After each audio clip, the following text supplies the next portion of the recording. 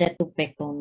Kapan kita melakukan pilihan ovarektomi, histerektomi, ovaryhisterektomi, ya kan? Itu tergantung tadi.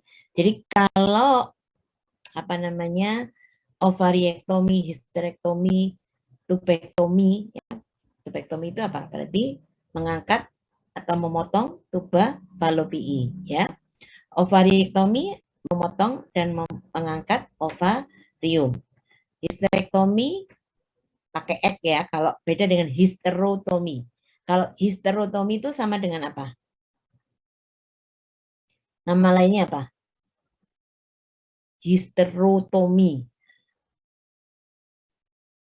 Ayo, ada 26, masa orang langsung ngerti ya. Sesar, dokter. Good, Citra. Sesar ya, histerotomi itu hanya menginsisi uterus, bukan memotong ya. Jadi kalau memotong namanya histerektomi. Nah, kapan dok kita melakukan ovary? Sebenarnya itu tergantung dari pemiliknya. Jadi kalau misalnya pemiliknya berminat, saya dok pengennya steril anjing atau kucing saya, tapi kasihan, saya pengennya dia masih birahi, pokoknya nggak hamil gitu aja. Apa yang kamu putuskan berarti? Ovaryhisterektomi kah? Ovariektomi atau histerektomi? Dia tetap ingin birahi tapi tidak bisa beranak. Histerektomi. Histerektomi. Kenapa kok histerektomi, Hendra? Uterusnya aja yang diangkat, ovariumnya masih ada untuk memproduksi hormon. Good, berarti dia tetap birahi, ya kan? Kan kadang kan apa namanya pemilik ini kan kadang takutnya dosa, ya kan? Ya kue lah ditakoi, kue gelem tak kebiri, nah, kue jawab enggak mau, ya kan? Hendra mau enggak saya apa kebiri? Nah, kan enggak mau, ya kan? Nah, kalau kucing anjing kan dengan terpaksa dia nggak bisa jawab. Nah, itu kadang ada pemilik seperti itu. Masih ada perdebatan bahwa itu ovaryhisterektomi itu tidak peri kehewanan, kan gitu ya. Ada yang mengatakan apa istilahnya jadi tidak manusiawi gitu, takut dosa gitu.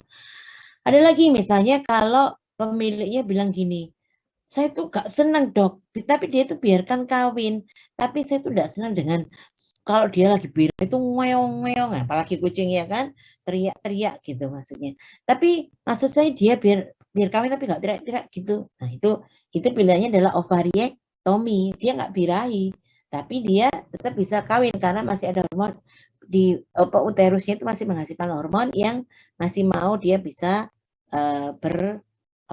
melakukan koitus gitu kan gitu ya.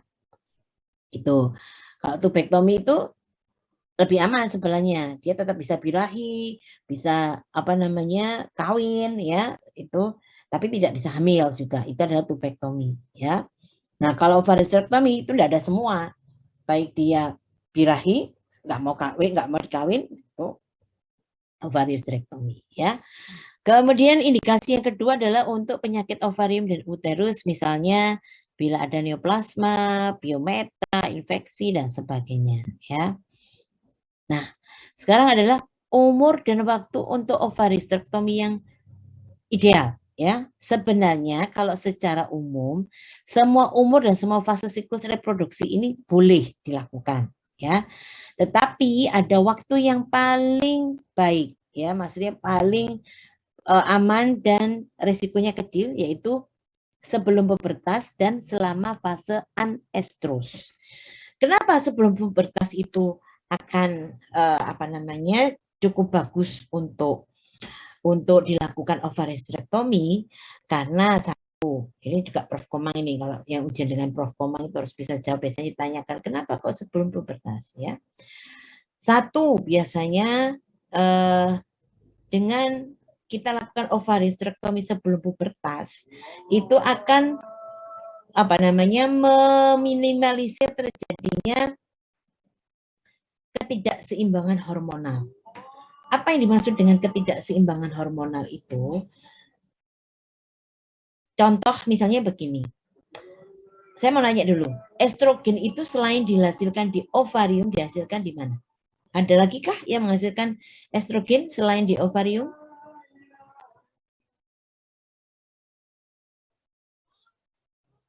Tulang, Dok. Estrogen. Di ginjal. Ginjal pada bagian apa? Korteks kalau nggak salah. Siapa tadi yang jawab? Korteks ginjal. Korteks ginjal, good.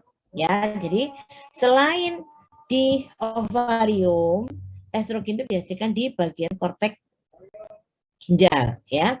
Apa perbedaan estrogen yang dihasilkan di korteks ginjal dan ovarium? Itu adalah produksinya, ya. Jadi kalau produksi pada ovarium itu seiring dengan berjalannya umur. Semakin tinggi umurnya, semakin dewasa, maka produksi estrogen di situ juga akan lebih tinggi. Kenapa?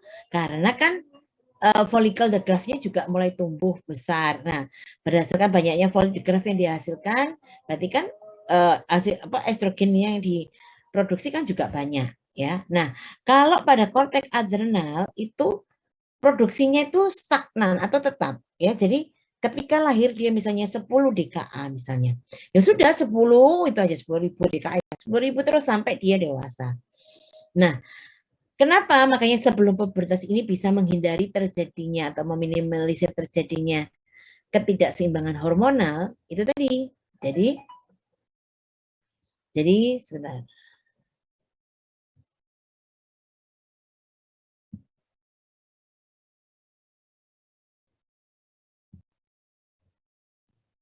Jadi tadi sampai mana?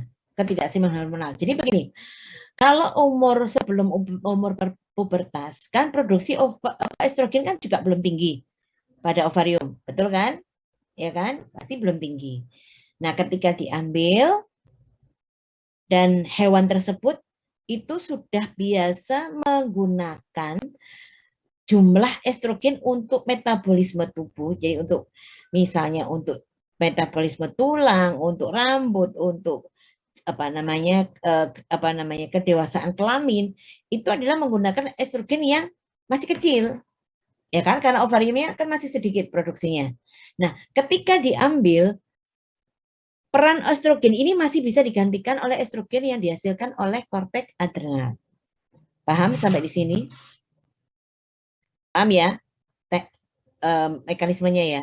Nah, ketika kalau itu kita lakukan dewasa, tubuh hewan tersebut atau tubuh sama dengan manusia, tubuh individu tersebut itu sudah biasa menggunakan estrogen dalam jumlah tinggi untuk metabolisme tubuhnya, baik untuk tulang, untuk pertumbuhan bulu dan sebagainya. Itu dia butuh estrogen yang cukup besar karena sudah terbiasa menggunakan itu. Nah, ketika diambil estrogen yang diproduksi oleh korteks adrenal ini tidak mampu untuk menggantikan estrogen yang dihasilkan ovarium, sehingga terjadi ketidakseimbangan hormonal. Makanya risiko terjadinya osteoporosis akan lebih besar. Kemudian gangguan pertumbuhan bulu juga pasti ada. Nah, itu makanya dikatakan yang paling bagus adalah sebelum pubertas. Paham ya sampai di sini ya? Nah, yang kedua adalah dengan dilakukan tadi OH sebelum pubertas itu akan mengurangi risiko terjadinya tumor mami sekitar hampir 90%. Ya. Kalau semakin dewasa bisa enggak, Dok, itu kanker atau tumor mami itu dicegah dihambat dengan OH gitu. Jadi kalau berdasarkan teori dan itu sudah dibuktikan memang itu semakin kalau kita melakukan pada umur yang sudah tua, risiko terjadinya tumor ini semakin besar.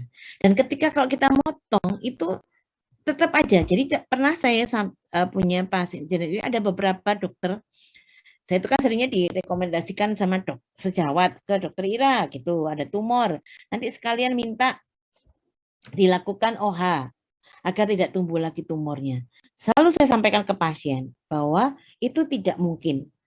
Ya, saya khawatirnya kalau kita memberikan harapan, ternyata 2 bulan lagi tumbuh. Itu bisa jadi, terutama kalau dia sudah menjadi tumor yang ganas. Ya, pernah saya tuh punya pasien umur 12 tahun kalau nggak salah. Gitu sama dokter yang merujuk itu, saya disuruh ngangkat. Saya sudah sampaikan ke orangnya, Kalau menurut saya tidak perlu, karena ini adalah tumornya sudah kayaknya ganas, karena sudah nyebar, ya kan? Nah, orangnya oke gitu kan. Ternyata 1 bulan lagi tumbuh. Terus dia bilang, dok diangkat aja deh dok, coba kalau diangkat ini. Oke, saya turutin, saya angkat. Tetap malah 2 minggu lagi dia sudah tumbuh lagi. Kalau sudah ganas seperti itu, gitu loh. Ya, dan tidak bisa. Jadi kalau sudah tua, untuk mencegah terjadinya tumor mami itu sangat kecil. Jadi kalau misalnya kita lakukan umur 5 tahun, kemungkinan bisa terjadi tumor mami itu hampir sekitar 50% gitu loh. Ya, jadi kemungkinan masih ada meski umur 5 tahun kamu OHA misalnya. Oh, biar nggak terjadi tumor mami. Ada tetap 50% kemungkinan semakin tua misalnya umur 8 tahun saya OHA gitu kan. Kemungkinan terjadi tumor mungkin bisa 70% malahan.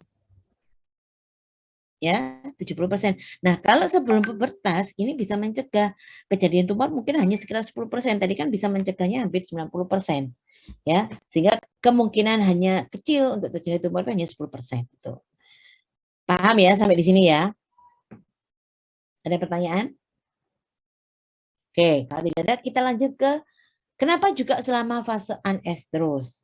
Karena pada fase anestrus ini satu, perdarahannya kecil. Kalau pada waktu estrus kita tahu estrogen ini fungsinya kan adalah untuk vaskularisasi untuk mempersiapkan pertumbuhan dari uterus, ya kan? Sehingga menyiapkan itu untuk memberikan makanan pada fetusnya, makanya dia membuat vaskularisasi yang lebih banyak. Nah, kalau kamu lakukan pada estrus, khawatirnya yaitu tadi ada perdarahan yang cukup besar. Kedua, ketika kalau kamu lakukan estrus itu bisa pada waktu estrus itu kita tahu bahwa terjadi hipertrofi. Hipertrofi pada apa namanya? Endometrium. Bukan hiperplasi ya. Kalau hiperplasi itu tumor ya. Ini adalah hipertrofi. Hipertrofi itu kan jaringannya yang membesar, bukan selnya yang banyak, ya kan? Jaringan besar. Kamu bayangkan balon saja deh. Balon itu kan tipis gitu kan, itu seperti hipertrofi, dia bengkak seperti itu. Makanya kan dia kalau semakin besar gampang meletus. Nah, ketika kalau kamu klem, klek itu, nah itu akan terjadi ruptur khawatirnya. Jadi sebelum kita apa namanya ligasi, kamu klem, nah ini ruptur, putul, gitu. Nah itu khawatirnya. Makanya kalau Prof Bambang, biasanya nanti yang ujian dengan Prof Bambang itu tidak suka kalau kamu nanti melakukan mau ligasi apa mau memotong ovarium itu kamu ligasi dulu. Kamu klem dulu. Prof Bambang itu selalu menyarankan diligasi dulu baru diklaim. Karena kalau pada kucing kita tidak tahu fase estrusnya itu kapan, tapi bisa dilihat dari anatomi uterusnya sih sebenarnya. Kalau uterusnya gede, pembuluh darahnya besar, pasti itu waktu lagi estrus. Nah itu jangan sekali-sekali kamu mengeklaim dulu. Saya pun seperti itu. Saya setuju dengan Prof Bambang. Karena tapi kalau kecil saya izinkan enggak apa-apa. Enggak saklek. Kalau saya makanya saya bilang saya enggak saklek harus seperti itu karena setiap individu itu akan berbeda kasusnya, sehingga mungkin penanganannya pun pasti akan berbeda. Kalau saya pribadi prinsipnya adalah seperti itu. Ya, jadi kalau kita lihat uterusnya kok besar, pembuluh darahnya banyak, besar-besar, wah ini berarti fase estrus. Kalau kucing kan kita tidak tahu. Kalau anjing mungkin bisa kita menentukan, misalnya kita bisa nanyakan, misalnya orangnya kan kalau anjing pun kalau estrus kan kelihatan dia berdarah-darah gitu kan. Cuman kan orangnya kadang bingung ini berdarahan karena apa namanya dia lagi birahi atau karena adanya endometriosis kan begitu kadang. Nah itu sebenarnya bisa kita telusuri kapan terakhir mens. Anjing kan birahinya 6 bulan sekali tuh, ya kan? Nah kalau dia mensnya misalnya Juni gitu, ternyata Desember itu keluar darah lagi. Nah itu adalah mens biasanya ya. Tapi misalnya baru keluar Agustus dok. Nah ini kok misalnya Oktober kok keluar lagi. Nah itu perlu menjadi pertanyaan. Nah itu adalah suatu penyakit kalau seperti itu. Nah itu jadi kita harus mempertimbangkan. Nah itu kalau kita mau melakukan OHA itu bisa ditanyakan sama pemiliknya. Kapan mens terakhir? Agustus dok. Nah mereka ke tempat kita misalnya bulan November, ya kan? Desember, Agustus ya tadi saya bilang ya, Desember. Nah ini kemungkinan ini sudah mendekati estrus. Nah itu jangan dilakukan, ya. Makanya harus free betul-betul kita safety dalam melakukan OH ya. Tuh. Kemudian anjing betina dewasa yang waktu paling tepat untuk melakukan spaying adalah, nah jadi saya katakan 3-4 bulan setelah estrus. Ini dia sudah masuk ke diestrus karena ya. Tapi kalau kamu melakukannya 5 bulan setelah estrus, ini sudah mau masuk ke estrus lagi. Kan kurang 1 bulan lagi. Nah itu khawatirkan itu. Jadi kenapa kalau 2 bulan dok? Bisa kalau 2 bulan sebenarnya aman. 2 bulan itu masa estrus tidak masalah. Tapi paling aman ada 3-4 bulan setelah estrus ya. Atau 6-8 minggu setelah melahirkan. Karena ini prediksinya adalah 6-8 minggu ini anaknya sudah mulai disapih. Karena kita tahu kalau kita melakukan OH, produksi susu akan terganggu. Kasihan anaknya kalau masih kecil ya. Terus kedua yaitu tadi involusi uterinya sudah sempurna sehingga aman untuk dilakukan OH. Ya, gitu. Nah, persiapan operasi apa saja yang harus dilakukan? Dipuasakan kira-kira 12 jam, ya. Kita paham ya, kenapa harus dipuasakan 12 jam, ya. Ini takutnya 1. Kenapa harus dipuasakan? Ada yang bisa jawab mungkin? Kenapa harus dipuasakan? Supaya tidak muntah. Kenapa kalau muntah? Apa yang menjadi bahaya ketika muntah sehingga ini harus perlu dicegah? Mungkin Kenapa? Lah ya, maksud saya pertanyaan kalau muntah ini apa bahayanya? Takutnya aspirasi pneumonia. Nah, betul. Takutnya aspirasi pneumonia. Sebenarnya muntah ini kenapa sih kok bisa ada muntah itu?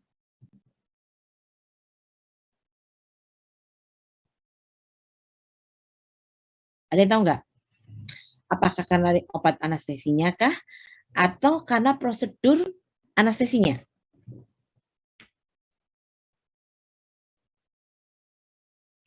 Akibat obat anestesinya dokter. Salah satunya silazin.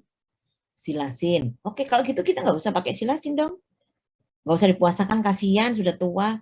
Dipuasakan kok luwe. Boleh kan? Kalau obatnya kan seperti itu. Ya sudah kita hindari aja obat-obat yang menyebabkan muntah. Apa seperti itu?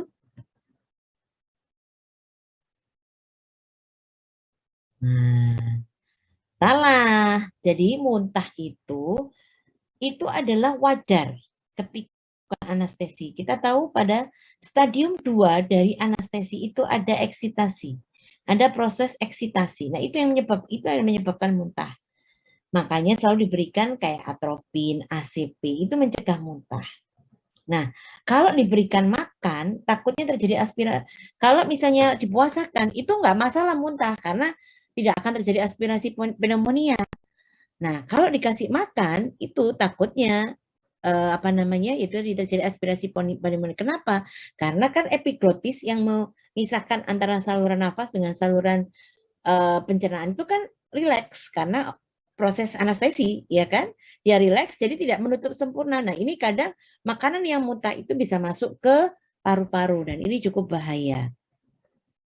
Paham ya sampai di sini ya? Ya, sehingga harus dipuasakan. Jadi ketika ini sebenarnya wajar, memang ini adalah proses ketika memasuki stadium anestesi yang kedua. Itu ada eksitasi, pasti ada. Nah, itu diminimalisir satu dengan diberikan seperti premedikasi, seperti kayak ACP, atropin, itu mencegah terjadinya muntah. Tapi kalaupun ada muntah, misalnya kita menggunakan silasin, kan kita tidak bisa mencegah misalnya silasin ini kan mempunyai kelebihan bahwa dia mempunyai masker relaksan yang bagus, ya kan? Dan kedalaman anestesinya juga bagus. Tapi memang kejelekannya dia merangsang muntah. Nah, kalau kita menggunakan silasin tapi hewan tersebut dipuasakan tidak masalah. Muntah-muntah aja, nggak ada isinya. Kan tidak bahaya. Paham ya sampai di sini ya? Oke. Yang kedua adalah dengan puasa itu dikembalikan ke metabolisme basal. Apa Apa itu metabolisme basal? Metabolisme basal itu adalah metabolisme atau kebutuhan energi minimal yang dibutuhkan oleh tubuh untuk metabolisme. Sehingga tubuh ini tidak melakukan metabolisme yang lain, sehingga tubuh ini konsentrasi memetabolisme obat anestesi. Sehingga obat anestesi gampang termetabolisme, sehingga gampang teranestesi.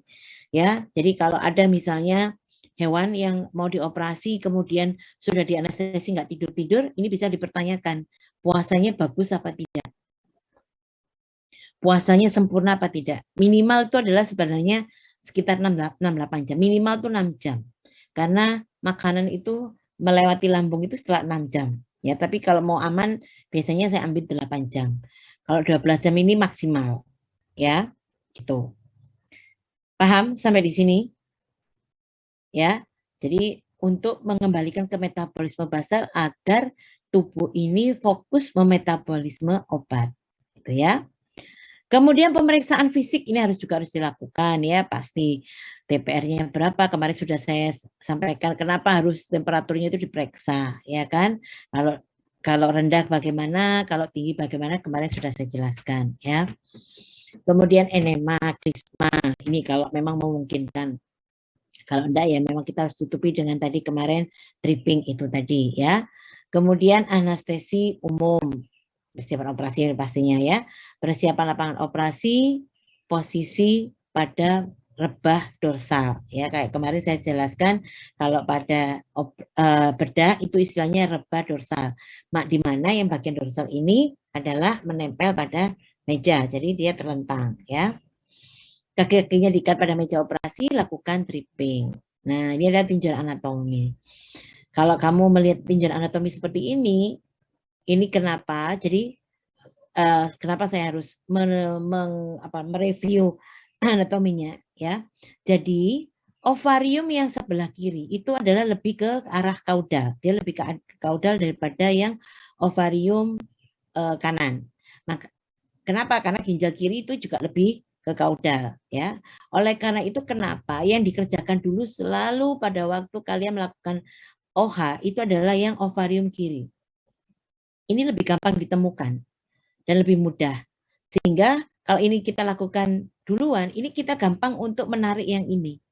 Kalau yang kanan kamu lakukan duluan ini agak susah biasanya karena ini masih gantung di sini, masih kecekel, pegang ke sini, dia lebih ke arah kranial.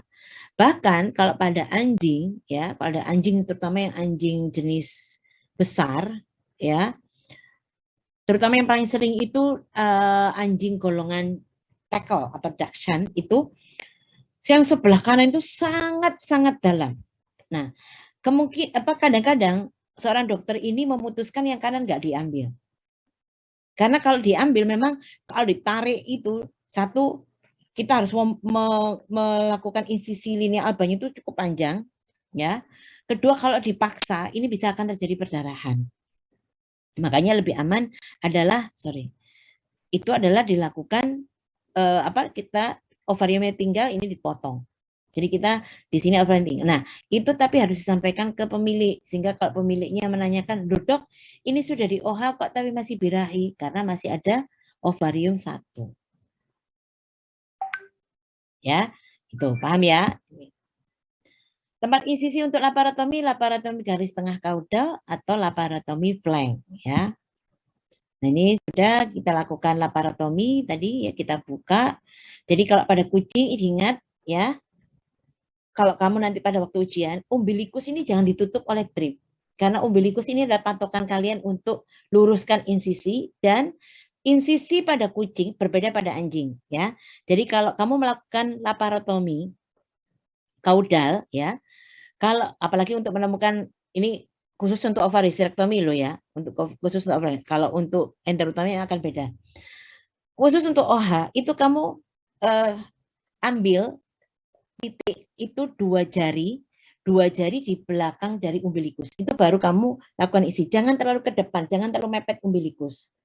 Nanti karena bifurkasionya nanti agak ke belakang kalau pada kucing. Sehingga nanti kalau kamu terlalu ke depan, bifurkasionya nggak kena. Kamu kesulitan mencari bifurkasionya, yang harus kamu potong adalah korpus, bukan kornua. ya kan? Kalau OH itu kan yang diambil potong adalah korpusnya, bukan kornua. Sehingga kita harus mencari korpus. Nah itu kalau kamu terlalu ke depan, itu nggak akan ketemu, nanti insisinya panjang. Dan itu akan memperlama waktu operasi untuk menjahit, benangnya lama. Kalau kamu salah dalam melakukan, begini, ada dokter yang berprinsip, bukalah, kalau menginsisi itu bukalah yang selebar-lebarnya. Kalau saya tidak sepaham dengan itu. Kenapa? Karena satu, itu tidak menghemat waktu. Ya kan? Butuh waktu untuk menjahit. Kedua, tidak menghemat bahan. Kalau kita menjadi dokter yang bijak adalah kita menginsisi adalah secukupnya. Dan itu bisa kita lakukan kalau kita tahu istilahnya tempat atau triknya, tempat yang pas. Jadi kita tidak, malah di YouTube kalau kamu bisa lihat tuh dia hanya mengisi sekitar hanya 2-3 cm saja. Bahkan yang ada yang ekstrim 1 cm, tapi itu saya agak-agak bingung kalau 1 cm itu kok bisa gitu loh. Itu nanti takutnya ditarik-tarik, memang penggantungnya akhirnya dilepas semua. Nah takutnya nanti berdarah. Kalau saya tidak begitu. Secukupnya. Jangan mempersulit diri dengan pengennya kecil. Ya, itu pesan saya. Nah, kalau pada kucing itu adalah kamu kasih jarak antara umbilikus itu sekitar 2 jari, baru kamu lakukan insisi. Ya, tapi kalau pada anjing tidak seperti itu. Kalau pada anjing itu kamu lakukan persis di bawah umbilikus, karena anjing ovariumnya terlalu ke depan, bifurkasinya tidak terlalu belakang, begitu ya. Bedanya lagi kalau kamu melakukan sesar. Sesar itu triknya kalau kamu persis di bifurkasionya, kalau kita melakukan sesar kan kita mengisisinya di korpusnya, ya kan, di belakangnya bifurkasio. Kalau kita melakukan di kornua itu jahit 2 kali. Triknya adalah itu kamu ada puting pada induknya itu. Kamu insisinya adalah di antara 2 puting terakhir. Saya jamin itu persis kamu akan menemukan langsung di bifurkasionya. Pasti nanti kepala anaknya itu sudah di situ. Dan kita tidak perlu membuka panjang-panjang. Saya pernah melakukan operasi sesar pada golden, anaknya 8. Saya hanya menginsisi sekitar 3 cm. Warna golden lah gede lah. Tapi kalau kita kalau sudah tahu pasti apa tempatnya, kita tidak perlu menginsisi panjang. Ya, saya tidak suka, karena saya juga tidak suka, paling saya itu kalau operasi itu paling tidak suka menjahit memang. Jadi kalau saya menjahit saya kasih ke junior saya, jahitan, pokoknya tugas saya sudah selesai. Mengeluarkan batu sudah, kan cuma pesannya mengeluarkan batu, saya sudah mengeluarkan batu, mengeluarkan anak gitu ya kan. Ben jahit sing junior cek no lanyah jahit ya kan. Jadi kalau saya ternyata saya juga memahami dulu senior saya, kalau saya menyuruh saya menjahit itu, satu memang malas, kedua adalah memberikan kesempatan untuk junior ini lebih jam terbang untuk menjahit. Nah, kita sebagai dokter itu kan awal kita itu harus lanyah dulu menjahit. Ini ada yang orang Malaysia ya, kamu tahu nggak lanyah itu? Lanyah itu bahasa Indonesia apa? Lanyah itu apa? Terampil ya, terampil. Tuh. Ya, expert ya, jadi biar itu ya. Itu jadi itu tempat insisi ya. Oke. Setelah kita menginsisi laparotomi, tahap kedua adalah untuk menemukan uterus, dan ini ada triknya, yaitu kemarin karena berdarah-darah dia tidak menemukan kadang ngoel arah itu. Kamu tidak menemukan vesika urinaria dulu, padahal itu patokannya. Paling gampang sebenarnya. Kadang diublek-ublek gak karu-karuan. Nah, kadang pakai tangan, pakai spray hook. Itu kan bisa nyocok-nyocok pembuluh darah di sekitarnya. Itu yang nggak tahu kemarin tuh kayak gitu akhirnya. Ya. Jadi, temukan dulu vesika urinaria. Besok ojo ngeyel. Itu yang paling gampang caranya, ya. Temukan dulu vesika urinaria, kalau ketemu kamu masukkan spray hook. Ya, spray hook di bawah vesika urinaria. Saya jamin kamu akan menemukan paling enggak, kalau wangel-wangel ping 4 putaran itu akan kamu dapat. Asal tekniknya benar pas ketemu. Atau kalau tekniknya Prof Komang nggak suka pakai spray hook. Beliau kalau mengajari itu jadi pakai groove director. Kalau kamu bilangnya itu tadi, kamu itu jangan sukanya bilangnya Mickey Mouse. Itu kan nggak ngerti groove director, ngerti ini Mickey Mouse, ya kan? Nah itu bagian kepalanya itu kamu buat untuk menyisikan vesikanya, ya. Nah di situ nanti kamu pakai pinset anatomis, pasti di bawah vesika itu sudah akan ketemu. Kecuali kalau, tapi teknik ini tidak gampang kalau digunakan untuk hewan yang gemuk. Karena lemak akan tertutup lemak yang banyak. Dengan teknik ini kalau hanya menyisikan vesika, terus kamu mencari itu lemaknya banyak, kamu agak susah. Kalau kurus sih gampang, pasti di bawah vesika langsung tak ketemu uterus. Paham ya? Nah, kalau sudah kamu menemukan uterus, pastikan dulu dengan mencari bifurkasio. Kadang kalau uterusnya besar itu hampir mirip dengan usus. Dok, saya ketemu ovariumnya. Ovarium hampir sama dengan apa namanya itu lipoglandula di situ, mesenterika, itu ada seperti itu. Nah, itu akan sama dengan usus nanti takutnya. Jadi jangan ngeyel, kalau sudah ketemu uterus, pastikan dulu apakah itu betul uterus dengan mencari bifurkasio. Ya. Nah, baru kalau sudah ini bifurkasionya, urutkan ke depan baru kamu kerjakan ovariumnya, ya.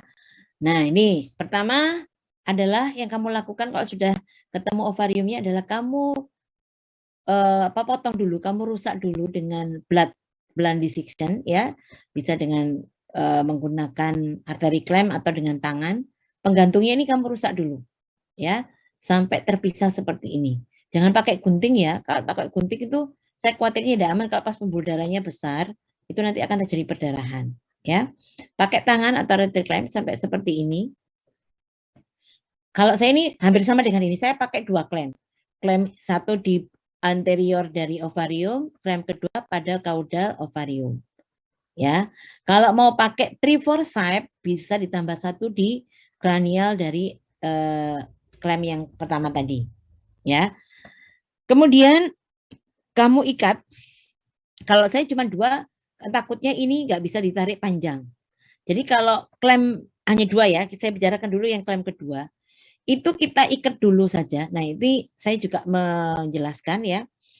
Kalau pada kucing, kalau kecil itu boleh kamu ikat langsung. Ini benang kamu masukkan ke sini, kamu ikat langsung cekrek gitu bisa. Ya, simpul ya. Jangan sok pinter, jangan sok pede, hanya 1 kali ligasi. Buatlah ligasi yang kedua, kalau bisa di bawahnya ligasi pertama, atau kalau memang nggak memungkinkan boleh di atasnya ligasi ke pertama tadi. Tapi kalau bisa di bawahnya. Di bawahnya itu maksudnya lebih ke kranial. Oke, sampai di sini paham? Kemudian kita potong di sini. Kelak, selesai. Ya. Tapi hati-hati. Kemudian kalau sebentar itu dulu. Ini yang pertama, ini yang metode pakai 2 clamp. Kalau pakai metode 3 clamp, ya. Tadi kamu lakukan di sini, ligasi yang di sini ya, pertama seret gitu. Seperti tadi. Kalau kecil boleh jadi 1, ya. Kalau besar harus kamu lakukan transfiksasi. Ya, transfiksasi itu jadi kamu ambil di tengah sini, kamu tusuk dengan jarum, kamu tengah, ini ada pembuluh darah, kamu ikat dulu pembuluh darahnya. 2 kali ligasi, kemudian kamu putar sama penggantungnya. Nah, yang kedua itu boleh nggak usah pakai transfiksasi. Kalau pakai clamp, 3 clamp yang ini kamu buka. Tujuannya apa sih sebenarnya? Ini memang kalau 3 clamp ini fungsinya bagus. Ini untuk menggepengkan pembuluh darah. Sehingga kalau kita clamp, ligasi itu lebih mudah. Karena sudah gepeng. Karena sudah dipenyet dengan klampnya, arteri clamp tadi. Paham ya sampai di sini ya? Terus sudah 2 kali ligasi selesai, sama dengan tadi. Kita potong di sini. Jangan salah, motongnya kadang-kadang di sini. Ya, adik-adik itu kadang motongnya di sini. Nah ini di sini ya, ikatanmu ligasimu benar. Agak kan langsung ucul ke bawah, nah kak berdarah-darah. Ya, jadi ikatannya di sini. Motongnya di sini, di atas sini. Paham ya? Sampai di sini ya. Nah, sebelum kamu lepas arteri clamp ini, kamu harus tes perdarahan dulu. Tekniknya adalah kamu pegang, ambil ke arteri clamp, kamu pegang area sini, tapi jangan di clamp. Maksudnya jangan dikunci. Kita pegang saja, kemudian baru kita buka yang klaim ini. Klek, gitu ya. Tes ada perdarahan atau tidak. Kalau ada perdarahan, tinggal tadi klaim yang kamu pegang itu tinggal diklek, dikunci. Kita tambahin ligasinya. Tapi kalau tidak ada perdarahan, boleh potong benang tadi yang ada strukturnya benang panjang, lepaskan pelan-pelan. Sampai di sini paham, bisa menggambarkan, nanti ada videonya. Ada pertanyaan?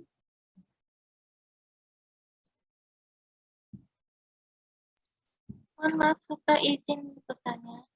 Ya. Kalau terdapat perdarahan, penanganannya gimana ya, dokter? Kalau ada perdarahan, penanganannya adalah yaitu tadi. Misalnya, itu tadi, kita harus jangan sampai ada perdarahan. Kita atasi adalah dengan tadi, pencegahannya adalah dengan kita gunakan klem tadi. Sebelum dilepas, ada klemnya ini, makanya harus kamu pegang ini. Ya tadi, kalau misalnya ternyata merembes ada perdarahan, tinggal diklem lagi, klep, kita tambahin ligasinya. Gitu, Bayu. Yue ya, kamu panggilannya ya? Iya. Nah, itu Yue. Jadi, jangan makanya PD langsung dibuka tanpa kamu pegang dulu ini. Pegang dulu jaringan yang di bawah ini. Ini kan klem tadi. Ini kan sudah kita potong, klek gitu kan? Ya. Ini kan klemnya masih terpasang di sini. Kamu pegang di sini di bawahnya klem tadi. Anggaplah ini klem yang ketiga, yang ini sudah dibuang ya. Tinggal klem yang ini.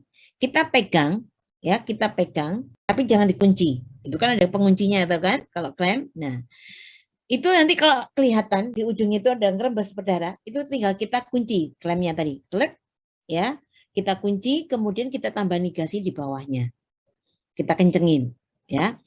Tapi kalaupun misalnya ada perdarahan yang tidak bisa kita kontrol, saya tuh sering kemarin tuh sebenarnya sudah kayak kemarin kasusnya temanmu itu sebenarnya sudah bisa terkontrol perdarahannya, tapi nggak tahu kok tidak kuat ya karena memang di awalnya perdarahannya sudah cukup banyak zur-zur, akhirnya jantungnya fibril ya, jam 8 malam meninggal. Nah itu biasanya kalau enggak, jangan panik. Kalau misalnya padahal sudah kamu pastikan, dan ini pernah kejadian dengan saya sendiri ya, pengalaman saya. Jadi misalnya sudah kamu cek ternyata sudah nggak ada perdarahan sebenarnya. Tapi kalau pada anjing, kalau pada kucing sebenarnya juara sih. Kalau pada anjing itu lemaknya banyak di sini. Nah itu kadang lemak-lemaknya itu berisiko terjadinya perdarahan. Itu jangan panik. Kamu masukkan aja tampon tapi dihitung ya. Entah itu tampon 2, 3, 4 tampon, nggak apa-apa kalau tergantung besarnya ya dan banyaknya perdarahan. Kamu masukkan saja pada rongganya itu, tapi dihitung loh ya. Nanti kalau nggak mau hitung kok ketinggalan jadi masalah lagi ya. Jadi dihitung, kamu tampon di situ. Gitu biarkan saja sampai lama. Kemudian suntikan epinefrin ya. Suntikan epinefrin, kemudian boleh kamu kasih obat-obat hemostasis seperti asam trineksamat, golongan karbadonal atau golongan karbamazokrom itu boleh. Nanti yang kuliah bimbingan dengan saya akan saya jelaskan lebih detail di situ ya. Itu boleh. Kemudian bisa tambahkan kalsium. Itu kalau memang ada perdarahan yang tidak bisa kita kontrol. Maksudnya itu kita tidak tahu sumber perdarahannya di mana. Nah ini nanti tamponnya diambil, kalau sudah basah diambil. Kita masukkan tampon baru sampai kelihatan tamponnya itu putih, tidak ada perdarahan, berarti sudah berhenti. Baru kita tutup. Gitu ya Yue. Baik, dokter. Ada yang masih belum jelas?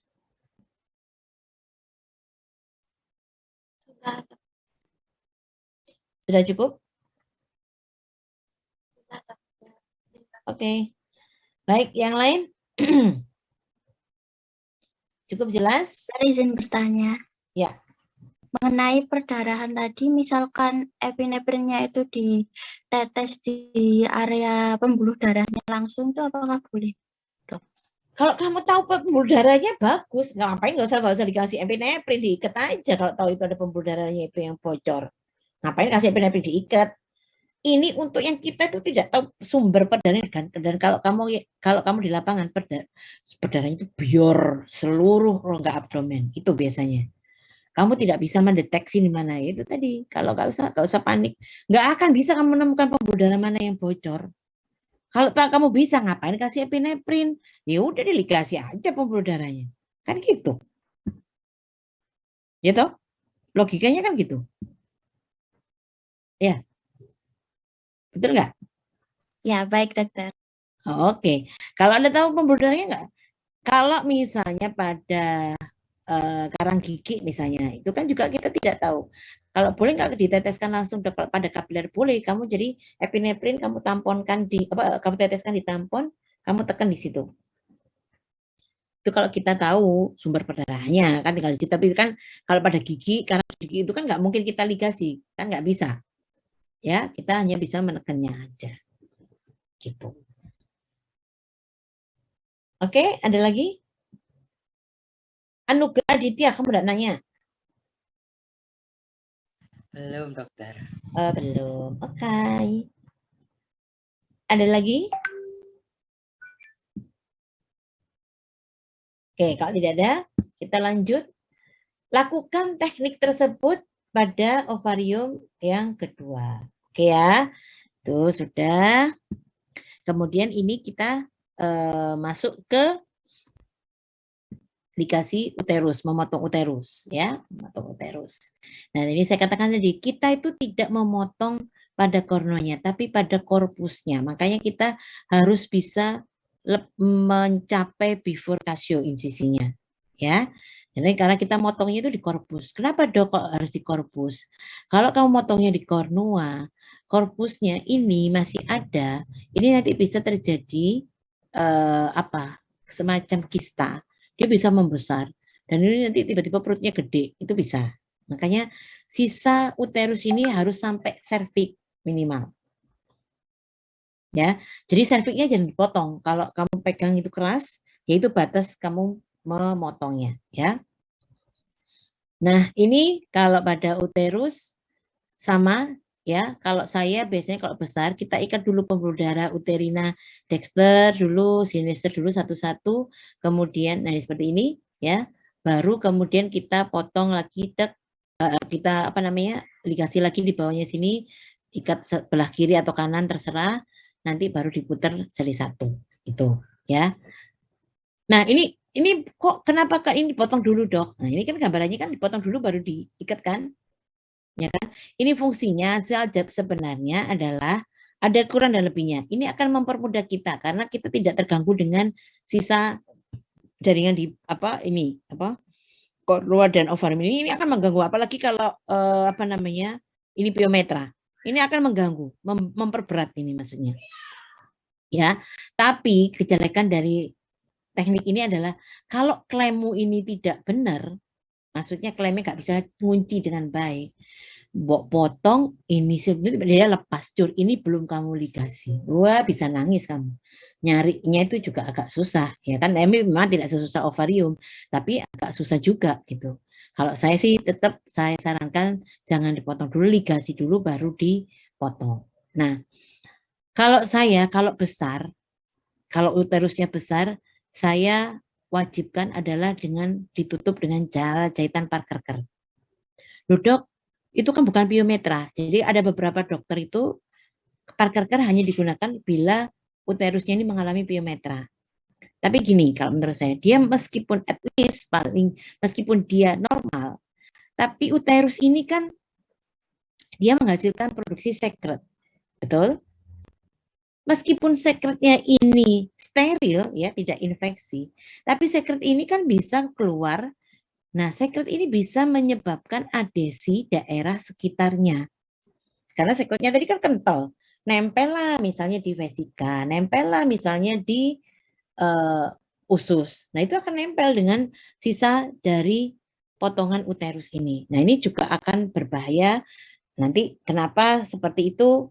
Nanti ada salah satu efek samping dari uterus itu dikatakan di teori itu ada menyebabkan inkontinensia urin.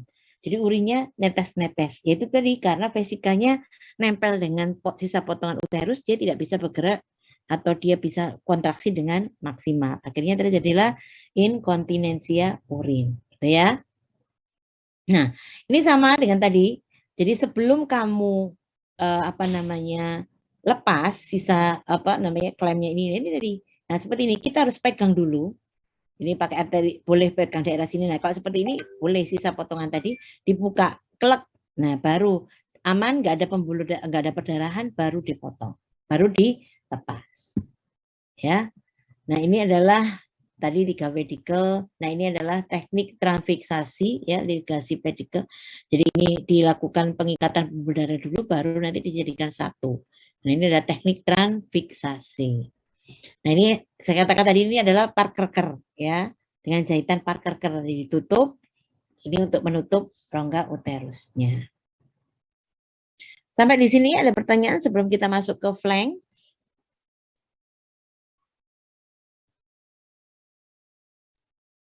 Hah? Sudah hampir 2 jam ya? Betul nggak sih? Tadi sudah berapa sih? 1:30 ya? Ini bisa 4. Wah. Tadi mulanya 2:30-an, dokter. Hampir 2:30. Oh, 2:30 ya, bukan 1:30. Oke. Berarti kan nggak terasa garing. Oke. Kalau tidak ada pertanyaan, kita masuk ke flank ya. Jadi kalau flank itu sama, jadi biasanya 2 jari di belakang dari koste terakhir itu kita buat insisi. Sebenarnya kelebihannya kalau flank ini memang lebih cepat, kita akan lebih cepat menemukan ovarium. Kemudian tinggal kita tarik bifurkasionya ya. Kemudian proses kesembuhannya juga cepat. Cuman kalau ada risiko perdarahan itu kita agak susah mencarinya dan biasanya darahnya ini akan akumulasi di sini, ini cukup bahaya.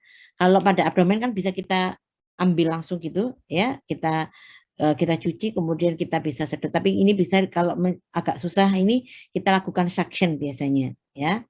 Nah, yang tidak disukai lagi dengan insisi flank ini adalah menimbulkan bekas yang kelihatan di samping kan. Kalau pada medial midline kan di bawah, nggak akan kelihatan. Nah, ini kadang pemilik tidak suka karena nanti kadang ada kebotakan di sini.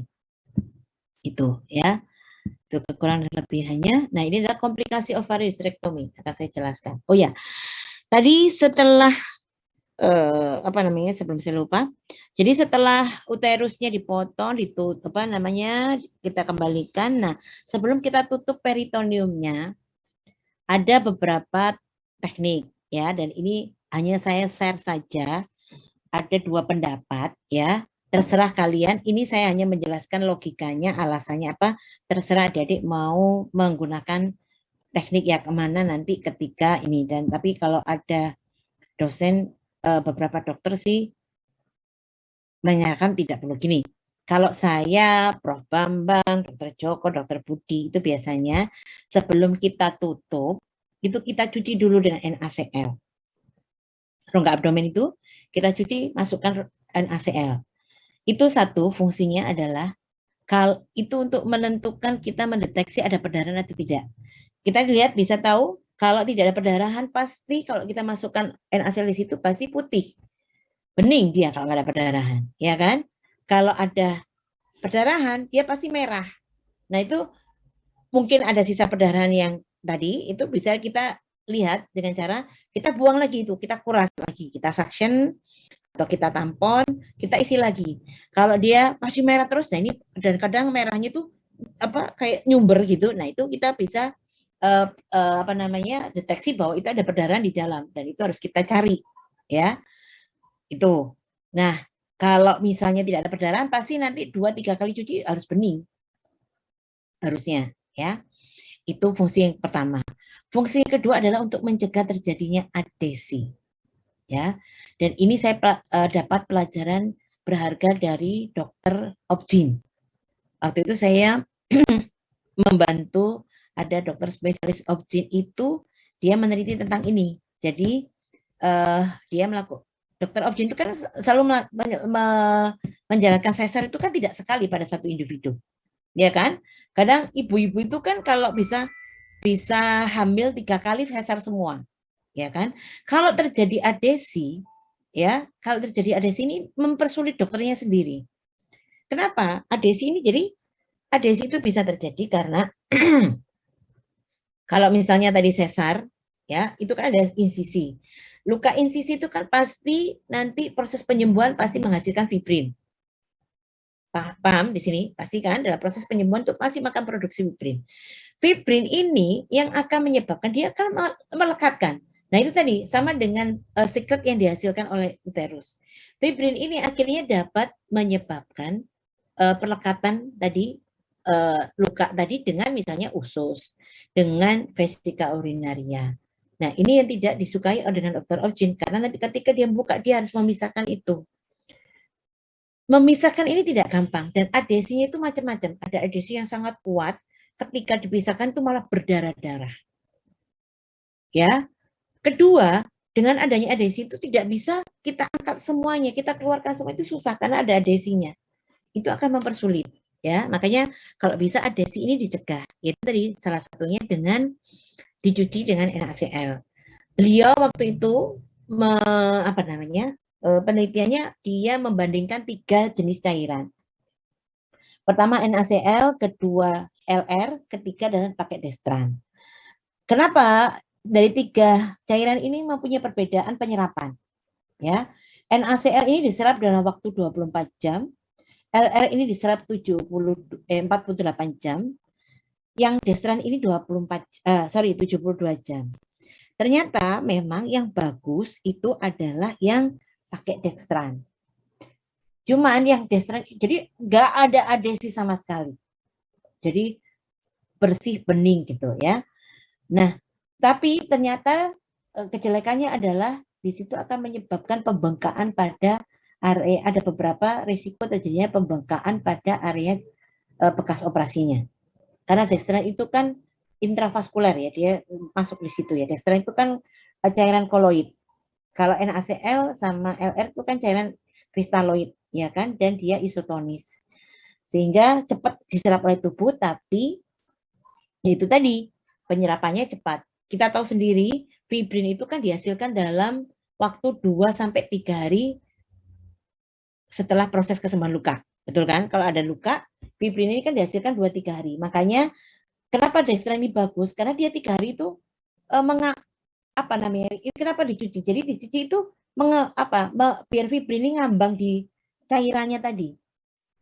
Jadi ngambang, jadi tidak memberi kesempatan untuk melekatkan antara satu jaringan dengan jaringan yang lain. Paham ya? Nah, NaCl ini kenapa 1 hari saja? Jadi kemungkinan kalau kita pas jahitnya tidak bagus, granulasinya berlebihan, atau lukanya ini ada sisa-sisa perdarahan, itu fibrinnya akan menghasilkan cukup banyak. Nah ini ada yang makanya tetap meskipun dicuci dengan NaCl masih ada pelekatan, itu kadang ada. Atau tapi pelekatannya itu tidak yang sangat keras itu kalau dicuci dengan NaCl. Itu gampang sekali dilepas itu. Ya, jadi masalahnya kalau saya lebih milih NaCl karena lebih aman, tidak ada komplikasi, atau LR enggak masalah. Ya, jadi fibrinnya dibuat pengambang satu ya sehingga tidak ada pelekatan ya, itu. Atau kalau mau saya biasanya setelah operasi drill. Dexadril ini juga akan mencegah terjadinya adesi tadi, ya. Sampai di sini jelas ya. Nah ini tadi, ini ada makanya ini kenapa ada komplikasi ovarectomy itu salah satunya adalah adesi ini. Nah adesi ini tidak disukai dan bisa menyebabkan inkontinensia urin tadi, ya. Nah kita kembali lagi di sini, ini mencolok di sini ya. Komplikasi ovarectomy yang paling banyak adalah perdarahan.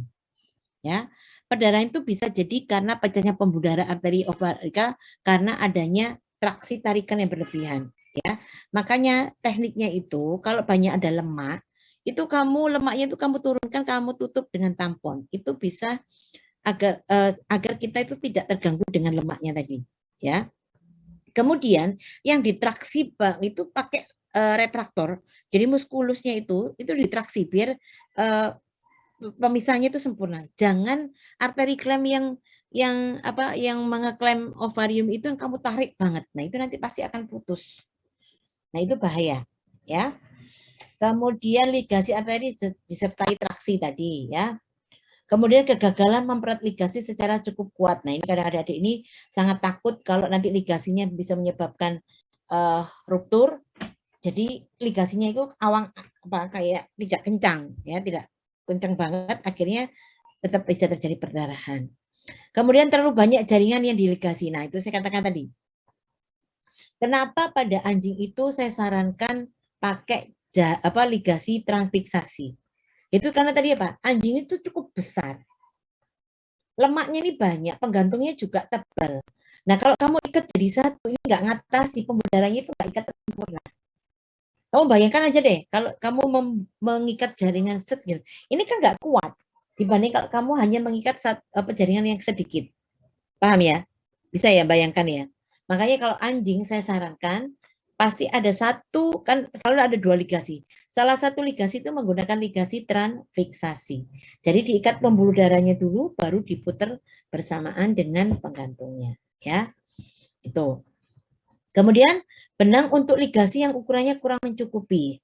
Nah, misalnya tadi ternyata jaringannya tebal, kamu pakai benang yang kecil ukurannya. Ini juga nggak ngatasi. Atau sebaliknya, jaringannya kecil, kamu menggunakan benang ukuran besar, itu akan menyebabkan ruptur. Juga tidak boleh, ya. Kemudian kegagalan dalam menyertakan arteri di dalam ligasi, ini aneh kalau seperti ini ya. Berarti dokternya yang aneh. Kemudian ujung potongan yang terlalu dekat dengan ligasi. Nah, ini juga penting. Jadi begini. Yang dimaksud dengan, nah, kalau kamu melakukan pemotongan, itu jarak dengan ligasinya itu agak jauh. Jadi ini klaim, ini kalau bisa ligasinya itu agak ke bawah. Jadi ketika kita potong, jaraknya ini agak jauh gitu loh. Antara sisa potongan dengan ligasi ini agak jauh. Kalau ini mepet, tipis banget, kamu jaraknya. Nah, ketika kamu ini klaimnya kamu buka, ini kalau ligasinya nggak sempurna, ini bisa lepas. Bisa bayangkan ya. Tapi kalau ini jaraknya jauh kan lepasnya nggak mungkin gampang lepas, ya kan? Karena sisa jaringannya cukup banyak. Itu ya. Kemudian dehistensi. Nah, ini dehistensi. Biasanya dehistensi itu terjadi hari keempat atau kelima setelah operasi. Salah satunya dehistensi itu karena tadi peritoneumnya tidak disertakan, tidak diikutkan pada waktu menjahit.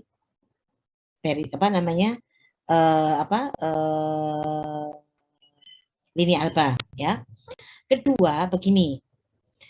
Kenapa selalu disarankan ketika post operasi itu harus istirahat dulu 2-3 hari?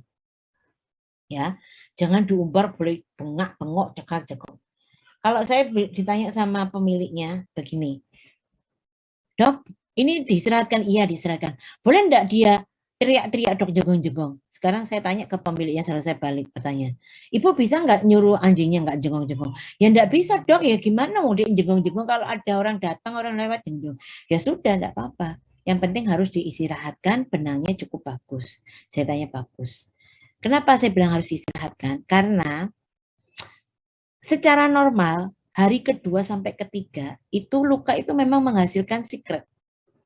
Ya, secret ini akan dihasilkan secara tidak normal atau berlebihan ketika terjadi inflamasi yang berlebihan. Ya, inflamasi yang berlebihan ini bisa disebabkan karena banyak gerakan, salah satunya. Atau inflamasi yang berlebihan ini bisa disebabkan karena infeksi. Ya, itu. Jadi bisa karena infeksi, karena gerakan yang berlebihan. Gerakan yang berlebihan ini bisa menyebabkan inflamasi menghasilkan sekret yang cukup besar. Sehingga jahitannya agak kering, makanya akan terjadi dehidrasi. Ya. Kemudian bisa terjadi estrus berulang. Ya, karena tadi ada sisa jaringan ovarium yang misalnya tadi saya katakan karena terpaksa yang kanan ovariumnya tidak diangkat. Itu bisa menyebabkan loh kok masih estrus gitu ya. Pseudoestrus bisa jadi. Obesitas. Nah, kenapa sih kok? Nah, ini selalu kalau ditanya pemilik, Dok, apa sih efeknya ovarisrektomi? Kamu jawab adalah obesitas. Kenapa dok kok bisa obesitas? Satu, Ya, harus bisa dijawab. Satu, karena aktivitas birahi sudah tidak ada. Jadi biasanya dia gemprok, makan, tidur, karena tidak ada aktivitas birahi. Ya. Kedua, estrogen ini adalah salah satu fungsinya adalah dia sebagai lipolisis. Jadi dia menghancurkan lemak. Jadi ketika estrogen tidak ada, maka dia gampang tertimbun lemak. Makanya kenapa emak-emak itu ya seperti saya ini kalau sudah mau masuk ke menopause, estrogennya sudah turun. Kenapa susah sekali untuk diet, ya kan? Saya itu kadang makan satu bulan nggak makan nasi, turunnya cuma sekilo coba. Ya kan males kan? Ya sudah makan aja nasi. Cuma turun sekilo. Coba kalian kalau diet seminggu nggak makan nasi sudah turun pasti sekilo, ya kan? Karena kamu masih punya estrogen yang tinggi. Tuh ya. Jadi kenapa ibu-ibu yang sudah mendekati menopause itu susah sekali untuk kurus ya? Ya sudah dinikmati saja ya. Nah ini tadi bisa komplikasi operasi, bisa perdarahan, hipotensi, laserasi fetus dan sebagainya. Oke, ini kuliahnya sudah selesai.